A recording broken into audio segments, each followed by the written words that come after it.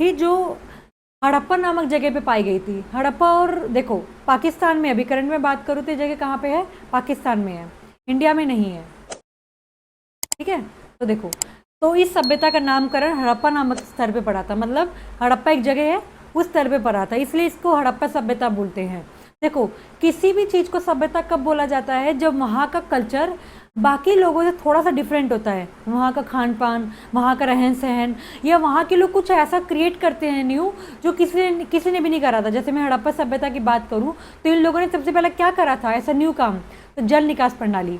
जल निकास प्रणाली क्या होती है, आप लोग अपने आसपास देखते हो कि नालियाँ बनी हुई है ना, ग्रिड पद्धति में बनी हुई है, मतलब एक स्ट्रेट फॉरवर्ड बनी हुई है, मतलब स्ट्रेट लाइन में बनी हुई है। तो इसका सबसे पहला जो मतलब यूज़ करा था किसी ने, तो वो हड़प्पा के लोगों ने था। ठीक है, तो आप लोग जो नाली वाले देखते हो आजकल, इसका सबसे पहले आविष्कार यही लोगों ने किया। इसके बाद आप लोग शीशा यूज़ करते हो, ठीक है, तो शीशे का भी आविष्कार इन लोगों ने करा था। कैसे करा था, टीन में तांबा मिला के इन्होंने कांसे बनाया था, कांसे का मतलब होता है शीशा। ठीक है, एक और इन लोग की बहुत अच्छी, मतलब आज के टाइम पे आप लोग घर देखते होगे, घर कैसा होता है, एक रूम होता है, रूम के चारों तरफ क्या होती हैं, खिड़कियाँ होती है ना। तो ये सबसे पहला जो इसको स्ट्रक्चर करा था, मतलब एक इमेज तैयार करी थी कि एक घर कैसा होना चाहिए, एक रूम कैसा बनना चाहिए। उसमें एक, जैसे मैं गांव के घर की बात करूं तो गांव का घर कैसा होता है, बीच में एक आंगन होता है ना, और चारों तरफ क्या होते हैं, कमरे होते हैं, और कमरे में क्या होती हैं, खिड़की होती है। तो इसका जो सबसे पहले मैप था वो हड़प्पा के लोगों ने तैयार करा था। उसके बाद हम लोग जो लाल कलर की ईंटें देखते हैं, ठीक है, और जो ईंटों का आप लोग जो साइज देखते हो ना, तो सबसे पहले जो ईंटों का बना घर था हड़प्पा के लोगों ने बनाया था। ठीक है, हड़प्पा से पहले लोगों को पता भी नहीं था कि ईंट क्या होती है, तो सबसे पहले हड़प्पा के लोगों को पता लगा था। ठीक है, तो हड़प्पा के लोगों की खास बात थी, समझ गए। तो जब भी किसी जगह की कुछ ऐसे यूनिक चीज़ वो लोग करते हैं जो किसी ने नहीं करा था, और वहाँ का खान पान, वहाँ पे जैसे अभी मान के चलो, ईंट का मतलब क्या होता है, ईंट आपको पता है, मनके का मतलब क्या होता है, आभूषण। ये लोग कुछ ऐसे आभूषण यूज़ करते थे जो बाकी लोग जानते ही नहीं थे, यूनिक थे। अस्थियाँ क्या होती हैं, जैसे मरने के बाद किसी को दफनाने के तरीके, तो सबको पता दो तरीके होते हैं, एक तो होता है जलाना, एक होता है दफनाना। ठीक है, तो ये लोग दफनाते थे, बट फिर बाद में जाके जलाने भी लगे। ठीक है, तो यहीं से आया, मतलब अस्थियों को क्या करना है, उसके बाद ये लोग का ट्रेडिशन भी यही लोग लेकर आए थे। तो हड़प्पा नामक सभ्यता है जो कहाँ पे अभी करंट में पाई जाती है, पाकिस्तान में। ठीक है, पाकिस्तान के लाहौर में सभ्यता पाई जाती है। ठीक है, मतलब अभी मैं करंट में बोलूँ तो लाहौर में थी। ठीक है, तो हड़प्पा का एक टाइम पे जो पाकिस्तान है, इंडिया का ही पार्ट था, तो हम लोग बोल सकते हैं कि एक टाइम पे सभ्यता इंडिया में थी। तो लोग बोलते हैं ये हड़प्पा सभ्यता ही एक ऐसी सभ्यता थी जो इंडिया में पाई गई थी, तो बाकी जो सभ्यता थी वो तो बाहर के देशों में थी, तो हड़प्पा सभ्यता इंडिया में थी। इसलिए 12th की हिस्ट्री में आपको सिर्फ इंडिया के बारे में पढ़ना है, इंडिया के बाहर के बारे में कुछ भी नहीं पढ़ना है। ठीक है, तो ये पहली सभ्यता थी, और ये हड़प्पा इसका नाम क्यों पड़ा, क्योंकि हड़प्पा नामक जगह पाई गई थी। इसका काल निर्धारण क्या है, ये कब खोजी गई थी, मतलब किस टाइम पीरियड में थी, 2600 से 1900 ईसा पूर्व का टाइम पीरियड है। ठीक है, उसके बाद देखो, सभ्यता हम लोग किसको बोलते हैं, ये मैंने आपको बोला था, हड़प्पा सभ्यता, सभ्यता कब बोला जाता है उसको, तो ऐसी जगह जहाँ की वस्तुएं, मोहरे, खान पान और रहन सहन क्या होता है, डिफरेंट होता है। मतलब जो सेम, जैसे हम लोग हैं, हम लोग इंडिया में रह रहे हैं, अभी सब जो हम लोग खा रहे हैं वही सभी लोग खा रहे हैं, है ना, बट इंडिया में एक ऐसी जगह है होगी जहाँ पे थोड़ा कल्चर अलग होगा, खान पान अलग होगा, या तो कुछ वो लोग ऐसा यूनिक कर रहे होंगे जो हम लोग नहीं कर रहे हैं, तो वो वहाँ का कल्चर अलग हो जाता है। जैसे हम लोग राजस्थान जाएँ, गुजरात जाएँ, थोड़ा सा उनका खान पान अलग हो जाता है, तो वो विशिष्ट हो जाते हैं, विशिष्ट मतलब थोड़ा सा यूनिक। ठीक है, तो उसको क्या बोला जाएगा, सभ्यता। संस्कृति क्या बोलते हैं, संस्कृति शब्द का प्रयोग ऐसे समूह के लिए किया रहता है जो विशिष्ट शैली के होते हैं। विशिष्ट शैली मतलब उनका थोड़ा सा ट्रेडिशन अलग होता है। ठीक है, दिल्ली में रहोगे, दिल्ली में क्या होता है कि हर ट्रेडिशन का लोग रह रहा है, बट अगर हम लोग बाहर के स्टेट्स की बात करें या इंडिया में बाहर अलग अलग स्टेट्स की बात करें, तो वहाँ पे क्या होता है कि अलग अलग थोड़ा सा खान पान अलग होता है, सेम तो होता है बट थोड़ा सा अलग होता है। जैसे गुजरात का अलग हो गया, जैसे गुजरात का क्या फेमस है, ढोकला फेमस है, राजस्थान जाए तो दाल बाटी चूरमा फेमस है, बिहार जाए तो लिट्टी चोखा फेमस है ना, तो हर जगह कुछ ना कुछ फेमस है, तो उसको बोलते हैं वहाँ की संस्कृति।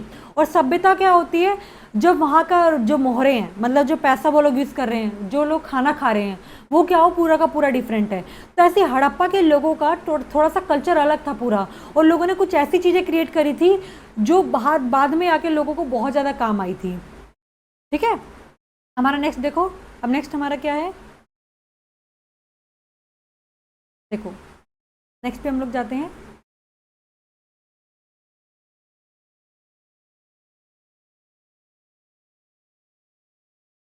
उसके बाद है आपका, इस क्षेत्र के में इस सभ्यता से पहले की संस्कृतियों को आरंभिक बोला जाता था। देखो अब क्या था, हड़प्पा सभ्यता हम लोग बोलते हैं ना, ठीक है, तो हड़प्पा सभ्यता से पहले भी कुछ थी क्या, हड़प्पा सभ्यता से पहले भी यहाँ पे कोई संस्कृति थी, तो उस टाइम पीरियड को क्या बोलते थे, आरंभिक बोलते थे। क्या बोलते थे, आरंभिक। और हड़प्पा सभ्यता के बाद के टाइम पीरियड को क्या बोलते हैं, परवर्ती सभ्यता। उसी जगह पे, जगह चेंज नहीं हुई है, वही जगह है, बट हड़प्पा सभ्यता से पहले के टाइम पीरियड को क्या बोलते थे, आरंभिक। और हड़प्पा सभ्यता जब खत्म हो गई उसके बाद के टाइम पीरियड को क्या बोलते थे, परवर्ती सभ्यता बोला जाता था। तो ये आपको याद रखना है, पेपर में 1 मार्क क्वेश्चन में आ सकता है, लॉन्ग क्वेश्चन में नहीं आ सकता, बट 1 मार्क क्वेश्चन में आ सकता है, ठीक है।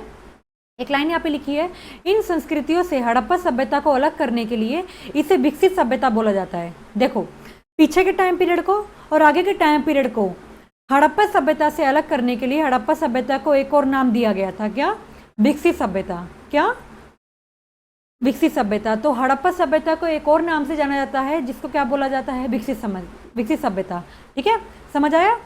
अब आगे देखते हैं, यहाँ तक कोई डाउट तो नहीं है, ठीक है, आगे देखो। अब हमारा नेक्स्ट टॉपिक क्या है, हड़प्पा सभ्यता की समकालीन सभ्यता। मतलब कि हड़प्पा सभ्यता से पहले कौन कौन सभ्यता थी या उसी टाइम पीरियड पे कौन कौन सभ्यता थी, ये आपसे पूछा गया है। तो हड़प्पा सभ्यता से पहले मतलब या उसी टाइम पीरियड में कौन कौन सभ्यता थी, मेसोपोटामिया की सभ्यता हो गई, फिर आपकी चीन की सभ्यता हो गई, फिर आपकी मिस्र की सभ्यता हो गई। तो हमारे पास कितनी सभ्यता थी, हड़प्पा सभ्यता को छोड़ के 3 सभ्यता थी, मेसोपोटामिया की सभ्यता, चीन की सभ्यता और मिस्र की सभ्यता। और ये आप तीनों सभ्यता को 11th क्लास से पढ़कर आए हो, एक भी टॉपिक छोड़ के नहीं आए हो। आपका चैप्टर नंबर 2 मेसोपोटामिया की सभ्यता था, ध्यान से देखना, तो 4th या 5th चैप्टर आपका मिस्र की सभ्यता था। तो आप लोग तीनों टॉपिक कंप्लीट करके आ चुके हो। मतलब मिस्र की सभ्यता से हम लोगों ने क्या यूनिक देखा था, लेखा जोखा, अकाउंट्स, ठीक है। तो लेखा जोखा का मतलब क्या होता है कि वहाँ के लोगों को क्या यूनिक बात थी, वो लोग हर एक काम को क्या करते थे, लिख के रखते थे। तो लिख के रखना हर एक चीज़ को, कहाँ पे कितना पैसा गया, कितना पैसा आया, इसी को बाद में जाके हम लोग क्या बोलने लगे, अकाउंट्स बोलने लगे। तो इसका आविष्कार किसने करा था, मेसोपोटामिया के लोगों ने करा था। ऐसी चीन की सभ्यता, चीन का क्या फेमस है, बर्तन, है ना, मेन बर्तन, और वहाँ का एक तरीके से बोल सकते हैं कि एजुकेशनल भी थोड़ा सा फेमस है। उसके बाद आपकी मिस्र की सभ्यता, ये भी थोड़ा सा यूनिक थी, ठीक है। इसके बाद देखो, ऐसे एक चीज़ लिखी है लाइन, ऐसा माना जाता है ये सारी सभ्यता एक ही समय पर थी। मतलब जो इतिहासकार है क्या बोलते हैं, सारी सभ्यता एक ही समय पर थी। इसका मतलब क्या आता, तो हड़प्पा सभ्यता के लोग किसके साथ व्यापार करते थे, इसके साथ भी व्यापार करते थे और मिस्र की सभ्यता के साथ भी व्यापार करते थे। मतलब कि इन सारी सभ्यता का एक दूसरे के साथ क्या था, इंटरलिंक था। मतलब एक दूसरे के साथ क्या करते थे, व्यापार करते थे। तो हमारे पास टोटल कितनी सभ्यता थी, अभी भी करंट में कितनी सभ्यता है, 4, हड़प्पा सभ्यता, मेसोपोटामिया सभ्यता, चीन की सभ्यता और मिस्र की सभ्यता। और ये चारों सभ्यता एक ही टाइम पीरियड पे पाई जाती थी। उसके बाद देखो नेक्स्ट, हाँ नेक्स्ट क्या है आप लोगों का कि हड़प्पा सभ्यता के अन्य नाम। देखो हड़प्पा सभ्यता को और भी नामों से जाना जाता था, तो वो कौन कौन सभ्यता थी, मतलब नाम आपसे पूछा गया है, तो आप लोग नाम बताओ कौन कौन से थे। तो मैं आपको बताती हूँ, देखो पहला इसको क्या बोलते थे, सिंधु घाटी सभ्यता। हड़प्पा सभ्यता का नाम क्या था, सिंधु घाटी सभ्यता। इसको सिंधु घाटी सभ्यता क्यों बोला जाता था, क्योंकि ये सिंधु नदी के पास पाई गई थी। कहाँ पे, सिंधु नदी के पास। तो ये जो सभ्यता थी मेनली कहाँ पे थी, सिंधु नदी के पास थी, इसलिए हड़प्पा सभ्यता को सिंधु नदी सभ्यता भी, सिंधु घाटी सभ्यता बोला जाता है। उसके बाद इसका दूसरा नाम क्या है, कांस्य सभ्यता। कांस्य सभ्यता क्यों बोलते हैं इसको, क्योंकि इसी टाइम पीरियड पे तांबे में टीन मिला के क्या बनाया गया था, शीशा बनाया गया था, ठीक है। तो इसीलिए इस टाइम पीरियड को कांस्य सभ्यता बोला जाता है। इसको हड़प्पा सभ्यता क्यों बोला जाता है, क्योंकि ये सबसे पहले कहाँ पे पाई गई थी, हड़प्पा में पाई गई थी, इसीलिए, ठीक है। त्रिभुजाकार सभ्यता, अगर आप इसको मैप पे चेक करोगे ना, तो इसका जो मैप बनेगा वो कैसा बनेगा, त्रिभुजाकार बनेगा, ठीक है। तो लोग क्या बोला जाता है कि इसको त्रिभुजाकार सभ्यता क्यों बोलते हैं, क्योंकि इसका आकार कैसा है, त्रिभुज के आकार का है, इसलिए इसको क्या बोलते हैं, त्रिभुजाकार सभ्यताएं बोला जाता है। उसके बाद देखो, इसको आद्य ऐतिहासिक सभ्यताएं बोला जाता है। क्यों आद्य ऐतिहासिक सभ्यता क्यों बोला जाता है? क्योंकि इस टाइम पीरियड के जो भी मोहर थी या जो भी बुक्स थे या लेखा जोखा था, उसको पढ़ा नहीं जा सका है।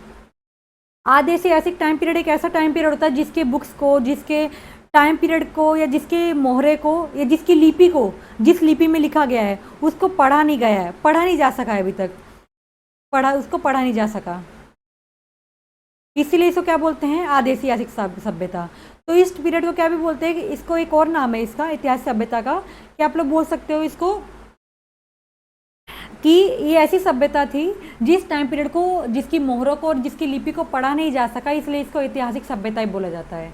ठीक है, तो इसके टोटल कितने नेम है? 5 नेम है।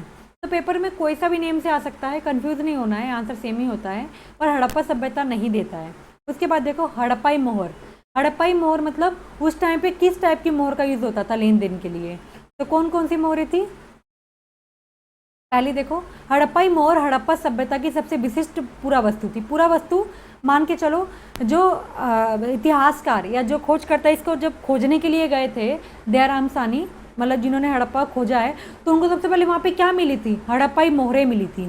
तो हड़प्पाई मोहरें ही यहाँ का मेन है, क्योंकि एक टाइम इंडिया, मतलब अगर मैं बात करूँ तो पैसे का तो लेन देन होता ही नहीं था, मोहर होती थी। ठीक है, तो जो इंडिया की मोहर थी तो थोड़ी सी विशिष्ट थी, क्योंकि उस पर बैल का साइन होता था। ठीक है, तो बैल का साइन होने की वजह से हड़प्पाई मोहर थोड़ी सी ज़्यादा विशिष्ट, मतलब थोड़ा सा यूनिक था। हड़प्पा सभ्यता की जो मोहर थी, उस सभ्यता की सबसे यूनिक चीज़ थी, तो इसको हम लोग बहुत यूनिक मानते हैं। किस पत्थर से बनती थी? तेलखड़ी नामक पत्थर से इसको बनाया जाता था। इस पर किसका साइन होता था? जानवर का चित्र। वो जानवर कौन सा था? बैल। देखो, बैल का चित्र होने का क्या रीज़न था? देखो, मतलब खेत जोतने के लिए वो लोग किसका यूज़ करते थे? बैल का यूज़ करते थे, और किसान के लिए बैल बहुत ज़्यादा इंपॉर्टेंट होता है। तो इसलिए वहाँ की जो मोहरें थी, अनुमान लगाया इतिहासकर्ता ने कि वहाँ पे जो बैल का साइन मोहर पे होता था। क्यों होता था? क्योंकि बैल किसानों के लिए एक बहुत महत्वपूर्ण चीज़ थी, मतलब जानवर था, इसलिए वहाँ पे मोहरों पर क्या, किसका साइन बना होता था? बैल का साइन बना होता था। बैल को संस्कृत में क्या बोला जाता है? वृषभ बोला जाता है। ठीक है, पेपर में बैल नहीं लिखा आएगा, वृषभ लिखा आएगा। ठीक है, आपसे पूछ सकता है कि जो वृषभ है वो इस सभ्यता के लिए महत्वपूर्ण क्यों था? क्योंकि खेत जोतने के लिए लोग किसका यूज़ करते थे? बैल का यूज़ करते थे, इसलिए माँ की मोहरों पर भी किसका साइन बनाया गया है? बैल का साइन बनाया गया है। इसे ऐसी लिपि से लिखा गया था जिसे आज तक पढ़ा नहीं गया है। ठीक है, मैंने अभी आपको बताया था इसको, मतलब हड़प्पा सभ्यता में जो लिपि यूज़ की गई थी उसको रहस्यमय लिपि बोला जाता है। रहस्यमय क्यों बोला जाता है? रीज़न क्या है? क्योंकि इस लिपि को आज तक पढ़ा नहीं जा सकता है, रहस्यमय लिपि थी ये, जिसे आज तक पढ़ा नहीं गया है। इसको कैसे लिखते थे? दाई से बाई ओर। दाई से बाई ओर का मतलब समझ रहे हो? जैसे कि उर्दू लिखी जाती है, दाई से बाई ओर लिखी जाती है। ठीक है, तो ऐसी सभ्यता में भी लिखा जाता था, और इसको आज तक भी, अभी भी इसको कोई भी नहीं पढ़ पाया। मतलब हड़प्पा सभ्यता की मोहरों को, किताबों को, या वो लोग जिस पे भी लिखते थे उसको आज तक पढ़ा नहीं गया, इसलिए इसको आज भी क्या बोलते हैं? रहस्यमय लिपि बोला जाता है, क्योंकि पढ़ा नहीं गया है इसको। आगे देखो, नेक्स्ट टॉपिक क्या है हमारा? हड़प्पा सभ्यता की भौगोलिक स्थिति। भौगोलिक स्थिति मतलब इसका एरिया कितना था, या कहाँ कहाँ पे सभ्यता पाई जाती है। तो आपको बताती हूँ मैं, इसका क्षेत्रफल कितना था टोटल? 12,99,600। मतलब टोटल कितने एरिया में फैला हुआ था? 12,99,600 किलोमीटर, वर्ग किलोमीटर में क्या हुआ था? फैला हुआ था। और वर्तमान में सभ्यता, अगर मैं आज की बात करूं तो कौन कौन से एरिया में है? अफगानिस्तान, पाकिस्तान, ये तो चलो इंडिया में नहीं है दोनों। भारत में कहाँ कहाँ पे ये? ऊपर में जम्मू कश्मीर से लेके नीचे गुजरात तक। उसके बाद मध्य प्रदेश के कुछ इलाकों में सभ्यता आज भी पाई जाती है, मतलब कुछ कुछ जगह पे। अफगानिस्तान, पाकिस्तान तो पूरा पूरा हड़प्पा का था, बट जो मध्य प्रदेश है, गुजरात है, कश्मीर है, राजस्थान है, हरियाणा है, यहाँ के कुछ जगह ऐसी है जो जहाँ पे हड़प्पा सभ्यता के साक्ष्य मिले थे। जैसे कि बनावली से क्या मिला था? मिट्टी के बने हल, है ना। जीते हुए खेल के प्रमाण कहाँ से मिले थे? कालीबंगा से। ठीक है, नहरों के प्रमाण कहाँ से मिले थे? लोथल से मिले थे, है ना। उसके अलावा और भी बहुत सारी चीज़ें थी, तो कुछ कुछ जगहों से कुछ कुछ चीज़ें हमें मिली थी। उसके बाद देखो, भारतीय पुरातत्व विभाग। देखो, भारतीय पुरातत्व विभाग क्या काम करता है? जितनी भी आपकी हिस्ट्री की बुक्स होती है ना, उनको क्या करता है? एग्जामिन करता है कि उसमें जो लिखा हुआ है वो सही लिखा है कि गलत लिखा है। तो उसके लिए डिपार्टमेंट बनाया गया, क्या, भारतीय पुरातत्व विभाग, जो क्या काम करेगा, भारत के इतिहास में जो जो बुक्स लिखी गई हैं उसको एग्जामिन करना, देखना कि उसमें जो लिखा है उसको, जो वो लोग जाके उस जगह जाके देखते थे कि उसमें जो बातें लिखी हैं वो सच है कि झूठ है। ठीक है, तो भारतीय पुरातत्व विभाग एक ऐसी संस्था थी जो एक देश के इतिहास संबंधित जानकारियों की जांच करता था, मतलब जो इसके अंदर लिखा होता था उसकी जांच करता था कि वो सही लिखा है कि गलत लिखा है। तो इसकी स्थापना कब की गई थी? 1862 में की गई थी, और इसका हेडक्वार्टर, मतलब इसका जो मेन डिपार्टमेंट है वो कहाँ पे है? कोलकाता में है। ठीक है, तो 1862 में इसकी स्थापना की गई थी। इसके पहले डायरेक्टर को थे अलेक्जेंडर कनिंघम, जिनको क्या बोला जाता है? भारतीय इतिहास का पिता बोला जाता है, जनक बोला जाता है। ठीक है, क्योंकि इन्होंने भारतीय इतिहास में बहुत ज़्यादा कंट्रीब्यूशन करा था। आपसे ये पूछ सकता है भारतीय इतिहास का पिता किसको बोला जाता है, ये भी पूछ सकता है कि भारतीय इतिहास का जनक किसको बोला जाता है, तो वो कौन थे? Alexander Cunningham. इन्होंने भारतीय इतिहास में अपना बहुत ज़्यादा योगदान दिया था। तो इनका टाइम पीरियड क्या था?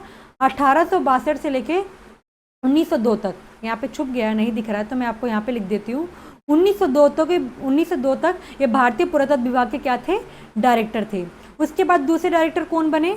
Sir John Marshall. इन्हीं के नेतृत्व में किसकी खोज हुई थी? हड़प्पा सभ्यता की। ठीक है, हड़प्पा सभ्यता की जो खोज हुई थी इन्हीं के अंडर में की गई थी। ये सेकंड थे, भारतीय पुरातत्व विभाग के सेकंड डायरेक्टर थे। इनका टाइम पीरियड क्या था? 1902 से लेके 1928 तक। तो इस टाइम पीरियड तक ये भारतीय पुरातत्व विभाग के डायरेक्टर थे, और इसी के टाइम पीरियड में क्या, हड़प्पा सभ्यता की खोज की गई थी। इन्होंने ही सांची के स्तूप के लिए बुक भी लिखी थी। सर जॉन मार्शल ने एक बुक लिखी है सांची के स्तूप पे।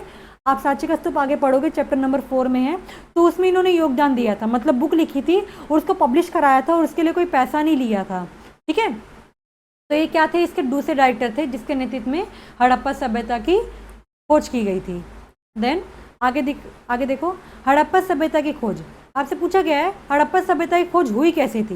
देखो, इसकी एक ना स्टोरी है, मैंने लिखा नहीं है क्योंकि पेपर में पूछता नहीं है, पर मैं आपको बता देती हूँ कि कैसे हुई थी।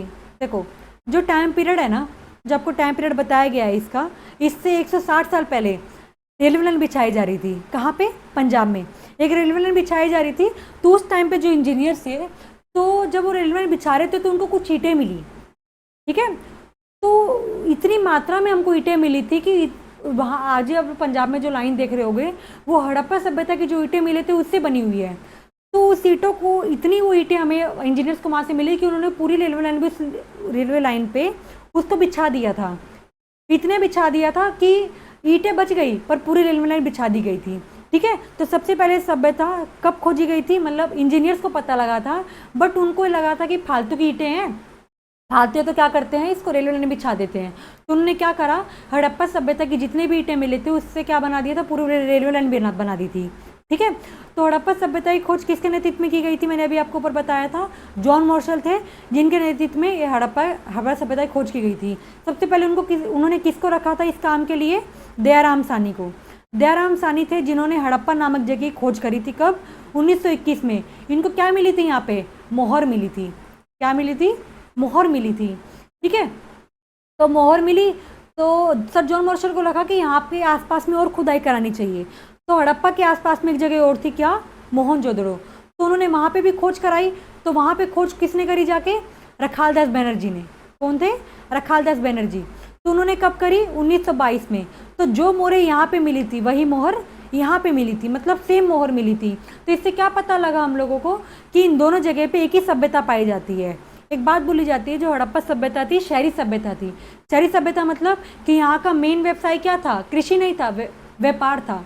यहाँ के लोग व्यापार के लिए जाने जाते थे। ठीक है, मतलब ये यहाँ के लोग व्यापार करते थे, मनके बनाते थे, ईंटें बनाते थे। और जो ये लोग ईंटें बनाते थे बहुत यूनिक होती थी, क्योंकि यहीं के घर किसके बने होते थे? ईंटों के बने होते थे। क्योंकि पहले के टाइम पीरियड के आप ईंटें देखोगे तो किसकी बनी होती थी? मिट्टी की बनी होती थी।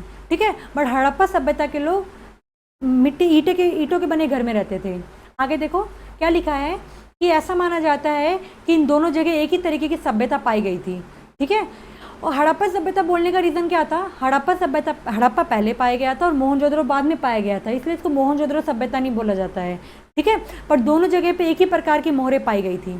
उसके बाद देखो हड़प्पा सभ्यता क्या थी? एक शहरी सभ्यता थी। शहरी सभ्यता मतलब यहाँ के लोगों का मेन व्यवसाय क्या था? व्यापार करना। ये लोग क्या करते थे? मेनली व्यापार करते थे।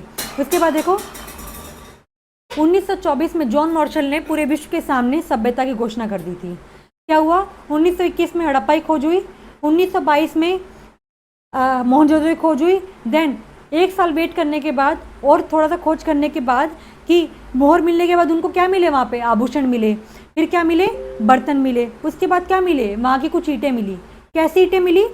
मतलब ऐसा सामान मिला जो लोगों ने उस टाइम यूज़ करके वहाँ पे छोड़ दिया था, ठीक है, छोड़ के वहाँ से चले गए थे।